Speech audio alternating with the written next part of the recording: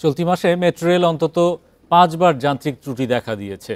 চলাচল বন্ধ ছিল কয়েক ঘন্টা, ব্যাহত হয় নিয়মিত চলাচলের সময়সূচিও। স্টেশনের কর্মীরাও জানেন না কেন বারবার ত্রুটি দেখা দেয় মেট্রো রেলে। এমন পরিস্থিতিতে প্রতিনিয়ত চরম ভোগান্তিতে পড়ছেন যাত্রীরা।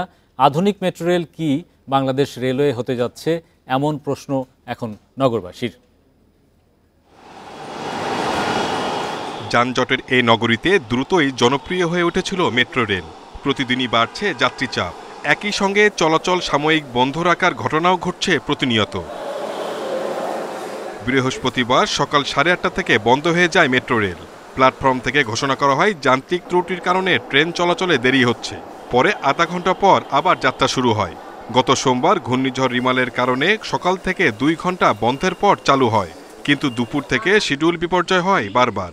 এছাড়া বিদ্যুৎ বিভ্রাট, গাছের ডাল পড়াসহ বেশ কিছু কারণে মেট্রো রেল চলাচলে বিঘ্ন ঘটে এ মাসে।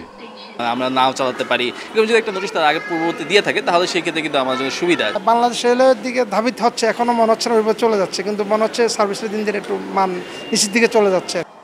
তবে ডিএমটিসিএল এর ব্যবস্থাপনা পরিচালকের দাবি, বিশ্বের অনেক দেশের চেয়ে বাংলাদেশের মেট্রো রেল ভালো সেবা দিচ্ছে।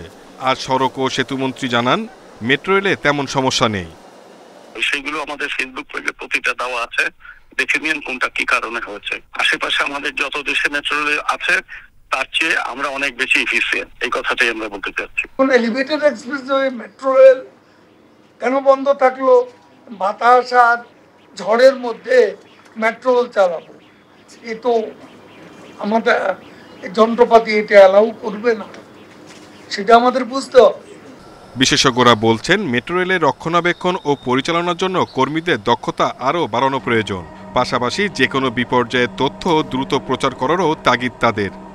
যারা পরিচালনা করছেন মেট্রো রেল, তাদের বুঝতে হবে এটা কিন্তু ফ্লাইওভারের মতো কোনো অবকাঠামো না যে তৈরি করে ভুলে যাব। এটা দরদ দিয়ে প্রতিদিন পরিচালনা করতে হয়। এই দরদের যখন ঘাটতি হয় তখন আমরা দেখেছি রেলের যে অবস্থা আমরা দেখি, সনাতন রেল বা বিআরটিসির যে আপনি ডবল ডেকার বাসের কথা হয়তো বলার চেষ্টা করছেন। আসলে পরিচালনাটা আসলে একটা কঠিন বিষয়। তো পরিচালনায় কিন্তু আমাদের আসলে অভিজ্ঞতা, দক্ষতা দুই জায়গায় কিন্তু ঘাটতি থাকে। মেট্রো রেলে দিনে 3 লাখ যাত্রী চলাচল করছে। এখন থেকে শনিবার ছাড়া সরকারি ছুটির দিনে যাত্রী চাপ কম থাকায় 15 মিনিট পর পর মেট্রো রেল চলাচল করবে। Shahid Ahmed, independent news, Dhaka.